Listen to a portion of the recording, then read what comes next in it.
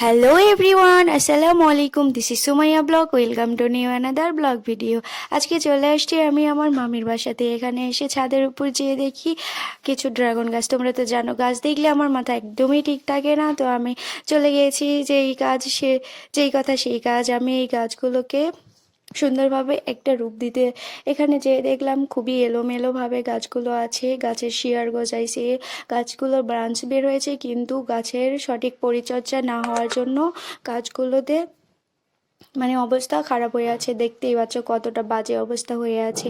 তো আমি যেমনই হোক কাজে লেগে পড়লাম। এইখানে আমি প্রথমে গাছের গোড়াতে এই ঘাসগুলো পরিষ্কার করে দিলাম, তারপরে সুন্দরভাবে ডালগুলো আমি ঠিক করে দিলাম। তো অনেকগুলো বাজে কিছু ডাল ছিল, সেগুলো ডালও কেটে ফেললাম। এখানে দেখো এখন কতটা সুন্দর লাগছে। তবে গাছগুলো আর একটু ভাবে সময় দিলে আরো একটু ভালো করতে পারতাম, কিন্তু আমি প্রথমে গাছগুলো এখনই মানে সঠিক শেপে নিয়ে আসা আমার পক্ষে সম্ভব ছিল না। আমি গাছে যেগুলো শিকড় ছিল সেই শিকড়গুলোও কেটে দিয়েছিলাম।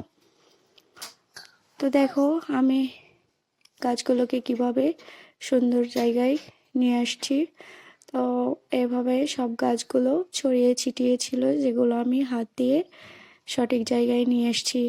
এই টবের অবস্থা দেখো, বালতি একদম ভেঙে শেষ হয়ে গেছে। এটাকেও আমি একটু সুন্দরভাবে সোজা করে দিলাম, যেহেতু হেলেছিল। গাছের গোড়াও সুন্দরভাবে পরিষ্কার করছিলাম। দেখো এখন কতটা সুন্দর লাগছে। তো এইখানে আমি একটা পাইপ দিয়ে ডালটাকে সুন্দরভাবে বেঁধে দিলাম।